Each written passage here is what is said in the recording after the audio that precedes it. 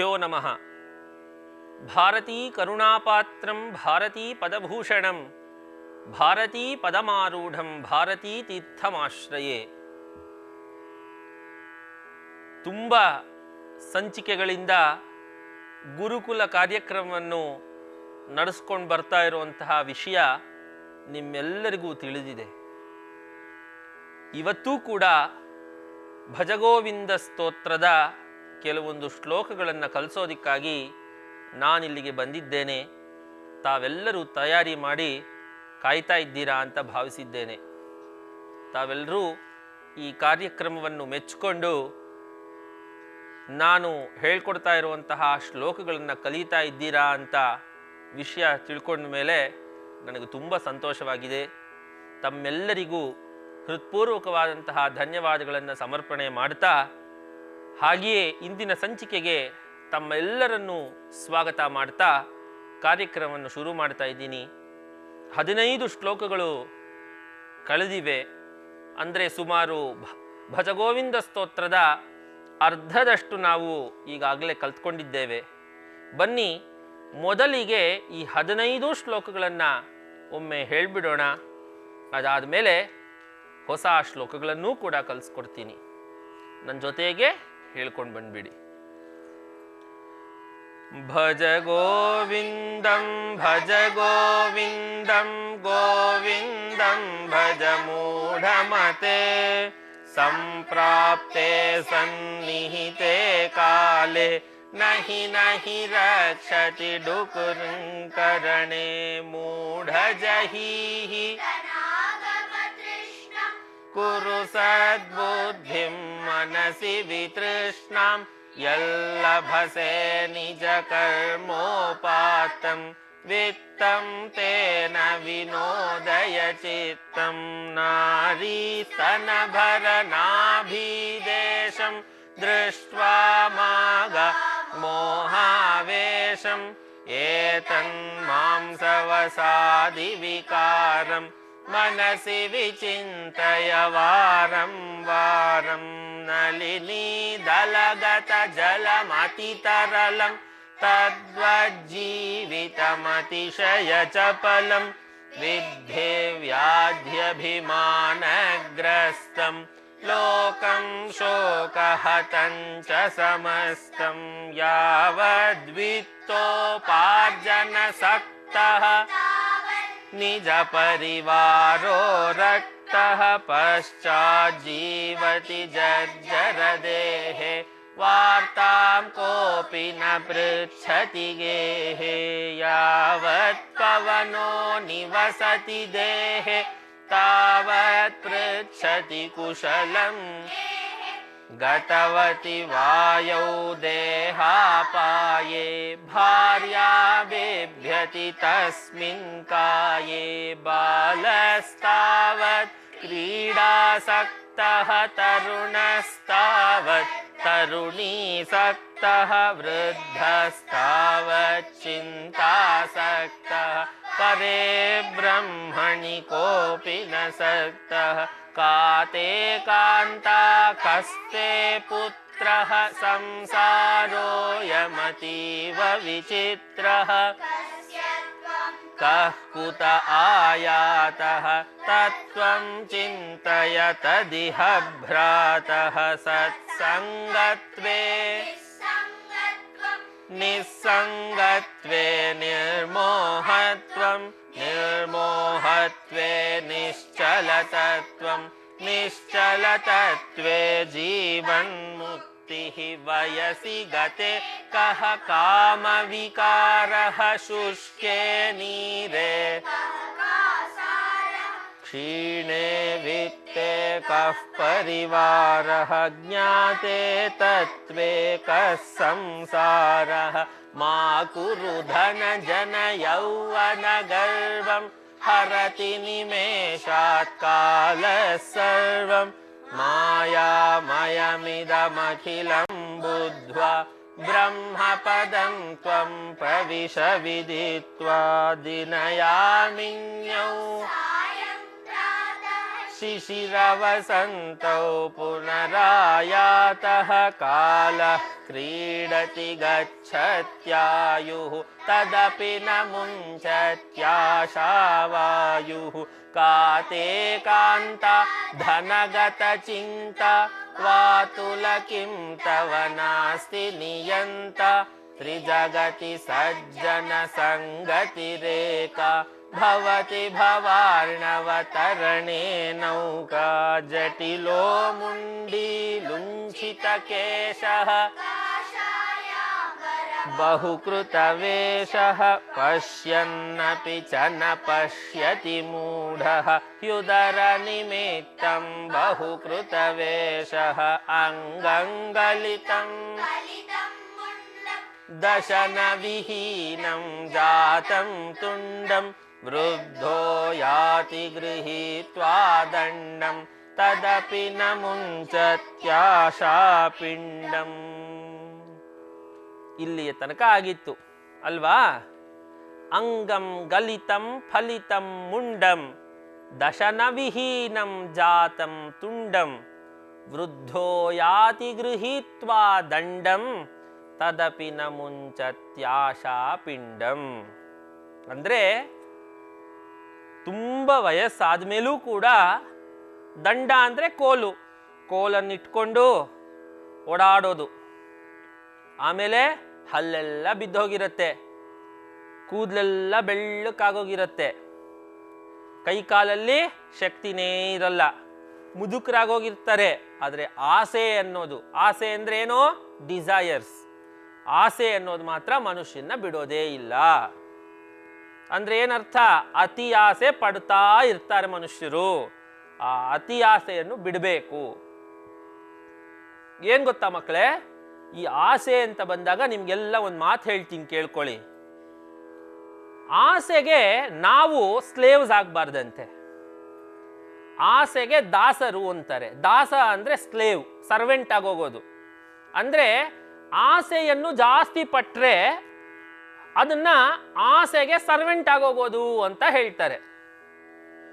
ಆಸೆಗೆ ಯಾರು ಬಲಿಯಾಗ್ತಾರೋ, ಅಂದ್ರೆ ಆಸೆಗೆ ಯಾರು ಸರ್ವೆಂಟ್ಸ್ ಆಗೋಗ್ತಾರೋ, ಸ್ಲೇವ್ಸ್ ಆಗೋಗ್ತಾರೋ, ಅವ್ರು ಇಡೀ ಜಗತ್ತಿಗೆ ಸ್ಲೇವ್ಸ್ ಅಂತೆ, ಇಡೀ ಜಗತ್ತಿಗೆ ಅವ್ರು ದಾಸರಂತೆ.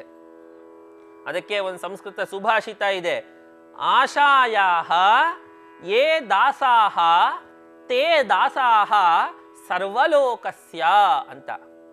ಆಸೆಗೆ ಯಾರು ಸರ್ವೆಂಟ್ಸ್ ಆಗ್ತಾರೋ, ಸೇವಕರಾಗ್ತಾರೋ, ದಾಸರಾಗಿರ್ತಾರೋ ಅಂತಹವರು ಇಡೀ ಜಗತ್ತಿಗೆ ದಾಸರಾಗಿರ್ತಾರಂತೆ. ಆಶಾ ಏಷಾಂ ದಾಸಿ, ಏನು ಆಸೆ ಇಲ್ಲ ಅಂದ್ರೆ ಆಸೆಯನ್ನು ಗೆದ್ದಿದ್ದೀನಿ.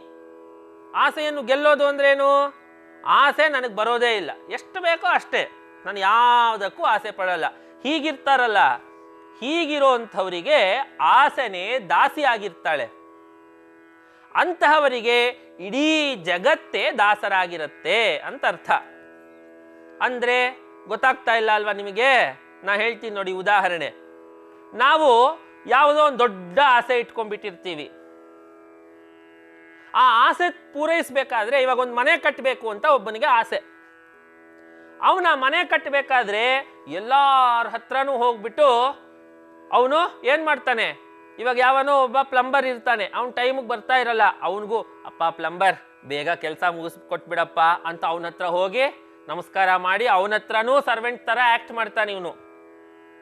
ಆಮೇಲೆ ಏನೋ KEB ಅವರು, ಅವ್ರ ಹತ್ರನೂ ದಯವಿಟ್ಟು ಕರೆಂಟ್ ಕೊಟ್ಬಿಡಿ. ಎಲ್ಲರ ಹತ್ರ ನೋಡಿ ಒಂದು ದೊಡ್ಡ ಆಸೆ ಪೂರೈಸ್ಕೊಳ್ಬೇಕಾದ್ರೆ ಎಷ್ಟು ಜನರ ಹತ್ರ ನಾವು ಕೆಲಸದವ್ರ ಥರ ನಡ್ಕೋಬೇಕು ನೋಡಿ. ಅದೇ ಶಂಕರ ಭಗವತ್ಪಾದಾಚಾರ್ಯರು, ಅವ್ರಿಗೇನಾದರೂ ಆಸೆ ಇತ್ತಾ?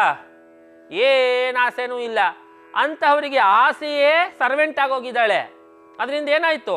ಇಡೀ ಜಗತ್ತೇ ಇವತ್ತಿಗೂ ಕೂಡ ಶಂಕರಾಚಾರ್ಯರ ಕಾಲ ಮೇಲೆ ಬೀಳ್ತಿರ್ತಾರೆ, ಸರ್ವೆಂಟ್ಸ್ ಥರ ಅಲ್ವಾ? ನಾವೆಲ್ಲ ಅಂತ ಮಹಾತ್ಮರಿಗೆ ದಾಸರು ತಾನೆ.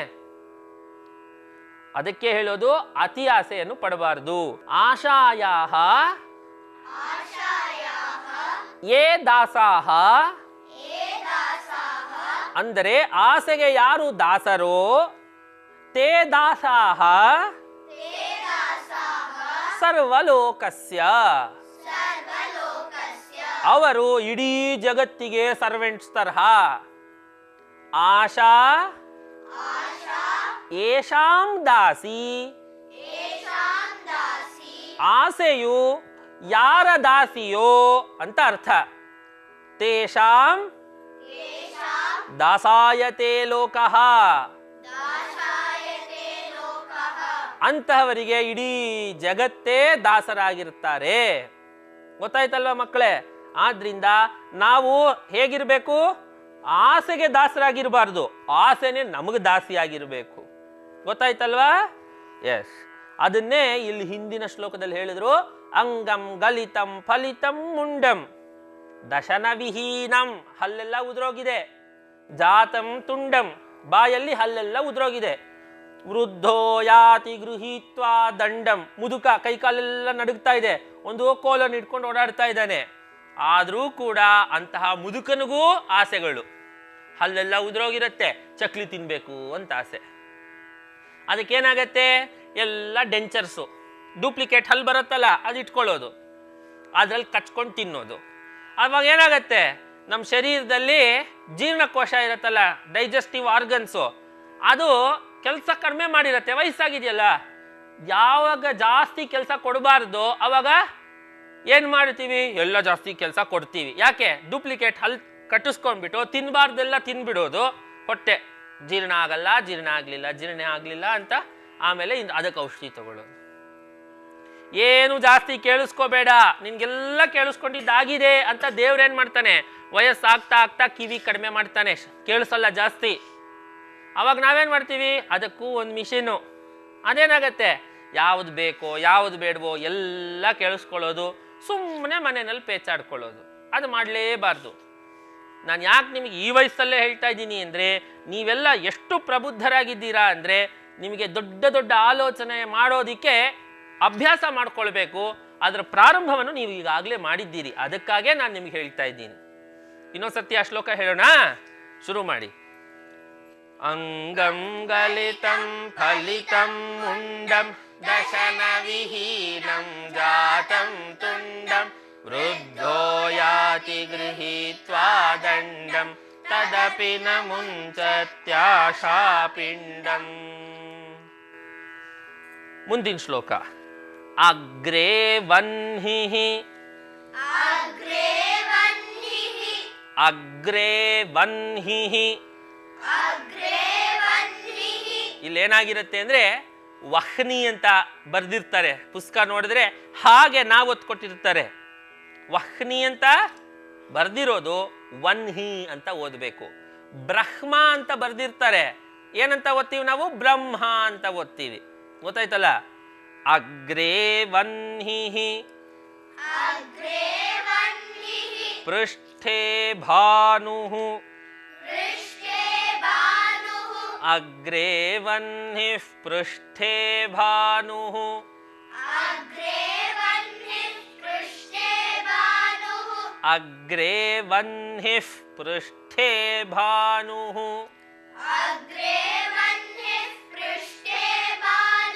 ಮತ್ತೊಂದು ಸರ್ತಿ.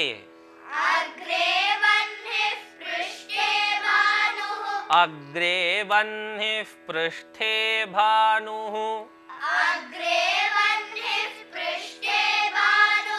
ಕರೆಕ್ಟಾಗಿ ಹೇಳ್ತಾ ಇದ್ದೀರಿ. ಅಗ್ರೇ ವನ್ಹಿಃ ಪೃಷ್ಠೇ ಭಾನುಃ ಅಂತ ಪ್ರೊನೌನ್ಸ್ ಮಾಡಬೇಕು. ಅಗ್ರೇ ವನ್ಹಿಃ ಪೃಷ್ಠೇ ಭಾನುಃ. ಅಗ್ರೇ ವನ್ಹಿಃ ಪೃಷ್ಠೇ ಭಾನುಃ. ರಾತ್ರೌ ಚುಬುಕ. ಒಂಥರ ಟ್ರೈನ್ ಓಡಿಸ್ದಂಗಿದೆ ಅಲ್ವಾ? ಚುಕ್ಕು ಬುಕ್ಕು ಅಂತ ಶಬ್ದ ಮಾಡತ್ತಲ್ಲ ಹಾಗೆ. ರಾತ್ರೌ ಚುಬುಕ ಸಮರ್ಪಿತ ಜಾನುಃ. ಅಗ್ರೇ ವನ್ಹಿಃ ಪೃಷ್ಠೇ ಭಾನುಃ.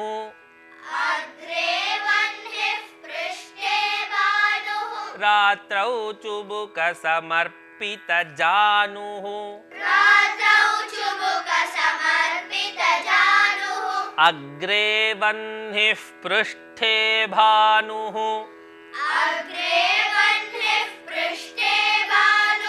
रात्रौ चुबुकसमर्पितजानुः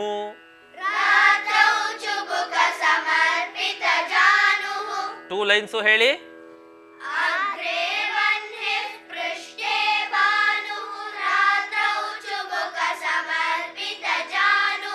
अग्रे वह्निः पृष्ठे भानुः रात्रौ चुबुकसमर्पितजानुः करतलभिक्षः तरुतलवासः ಇನ್ನೊಂದ್ಸತಿ ಹೇಳ್ಕೊಡ್ತೀನಿ ಸರಿಯಾಗಿ ಕೇಳಿಸ್ಕೊಂಡು ಹೇಳಿ ಈಗ ಸೇರ್ಸಿ ಹೇಳ್ಕೊಡ್ತೀನಿ करतलभिक्षस्तरुतलवासः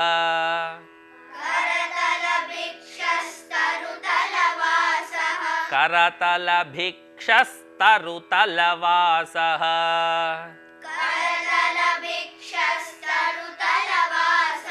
तरुतलवासः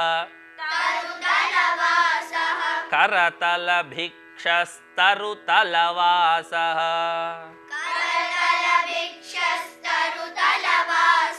करतलभिक्षस्तरुतलवासः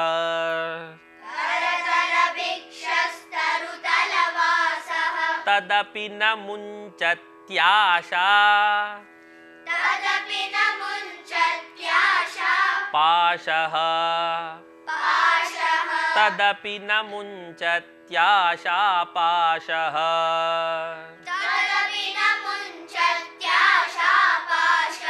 अग्रे वह्निः पृष्ठे भानुः ಕೂಡ್ಲೆ ತಗೋಬೇಕು ಟೈಮ್ ಮಾಡಬಾರ್ದು अग्रे वह्निः पृष्ठे भानुः रात्रौ चुबुकसमर्पितजानुः करतलभिक्षस्तरुतलवासः तदपि न मुञ्चत्याशा पाशः ಇನ್ನೊಂದ್ಸರ್ತಿ ಹೇಳ್ಕೊಡ್ತೀನಿ ಆಮೇಲೆ ನನ್ನ ಜೊತೆ ಹೇಳಿ अग्रे वह्निः पृष्ठे भानुः रात्रौ चुबुकसमर्पितजानुः करतलभिक्षस्तरुतलवासः तदपि न मुञ्चत्याशा पाशः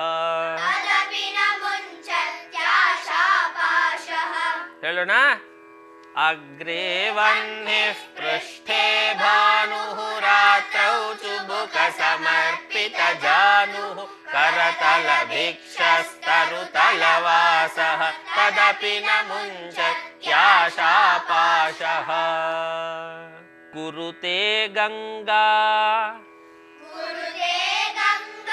सागरगमनं कुरुते गंगा सागरगमनं कुरुते गंगा सागरगमनं कुरुते गंगा सागरगमनं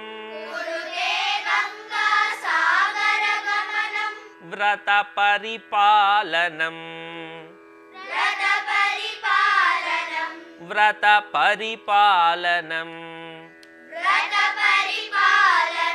अथवा दानं अथवा दानं ಇಲ್ಲಿ ನೋಡಿ ವ್ರತಪರಿಪಾಲನಂ ಅಥವಾ ದಾನಂ ಇದೆಯಲ್ವಾ ಸೇರಿಸಿದಾಗ ಮಥವ ಅಂತ ಆಗೋಗುತ್ತೆ ಓಕೆ ವ್ರತಪರಿಪಾಲನ ಮಥವಾ ದಾನಂ ಅಂತ ಆಗತ್ತೆ ಗೊತ್ತಾಯ್ತಲ್ಲ ಇನ್ನೊಂದ್ಸರ್ತಿ ನಾ ಹೇಳ್ಕೊಡ್ತೀನಿ ಹೇಳಿ ವ್ರತಪರಿಪಾಲನ ಮಥವಾ ದಾನಂ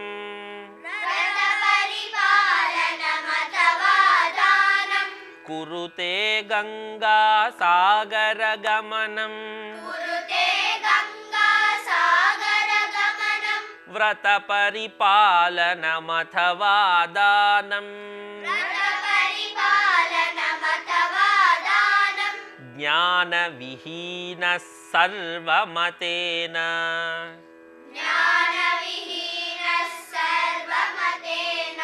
ಜ್ಞಾನ ವಿಹೀನ ಸರ್ವಮತೇನ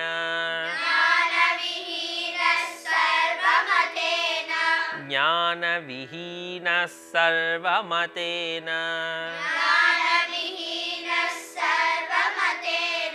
ಭಜತಿ ನ ಮುಕ್ತಿಂ ಭಜತಿ ನ ಮುಕ್ತಿಂ ಜನ್ಮಶತೇನ ಭಜತಿ ನ ಮುಕ್ತಿಂ ಜನ್ಮಶತೇನ ಭಜತಿ ನ ಮುಕ್ತಿಂ ಜನ್ಮಶತೇನ ಕುರುತೆ ಗಂಗಾ ಸಾಗರ ಗಮನಂ ವ್ರತ ಪರಿಪಾಲನಮಥವಾ ದಾನಂ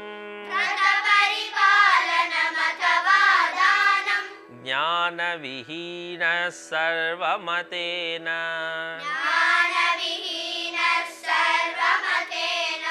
ಭಜತಿ ನ ಮುಕ್ತಿಂ ಜನ್ಮಶತೇನ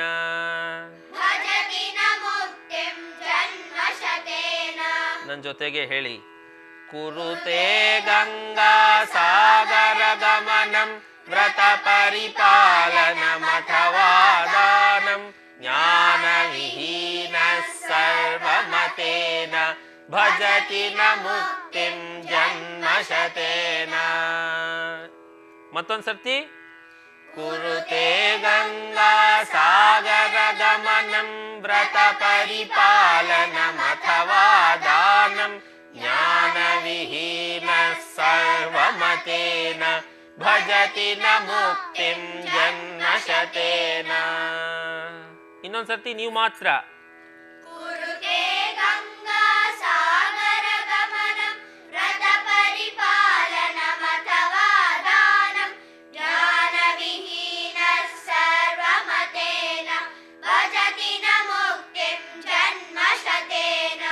ಅಗ್ರೇ ವಹ್ನಿಃ ಪೃಷ್ಠೇ ಭಾನುಃ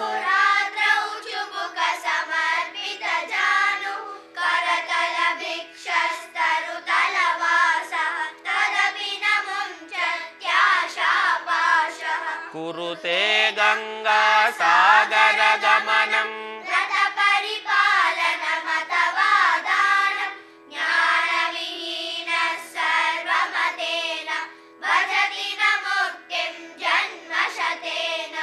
ಅಗ್ರೇ ವಹ್ನಿಃ ಪೃಷ್ಠೇ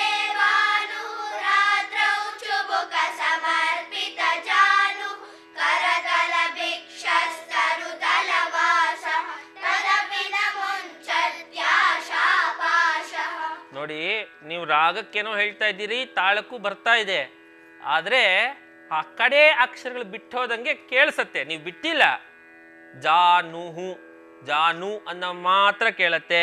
ಆಮೇಲೆ ಹಾಗೆಯೇ ವಾಸಹ ವಾಸ ಅನ್ನೋದು ಮಾತ್ರ ಕೇಳತ್ತೆ. ಇನ್ನೊಂದು ಸರ್ತಿ ಸರಿಯಾಗಿ ಹೇಳ್ಬಿಡ್ತೀರಾ? ಹೇಳಿ. ಅಗ್ರೇ ವಹ್ನಿಃ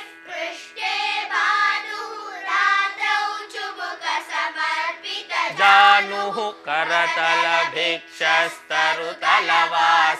ತದಪಿ ನ ಮುಂಚತ್ಯಾಶಾಪಾಶಃ. ಮುಂದಿಂದು.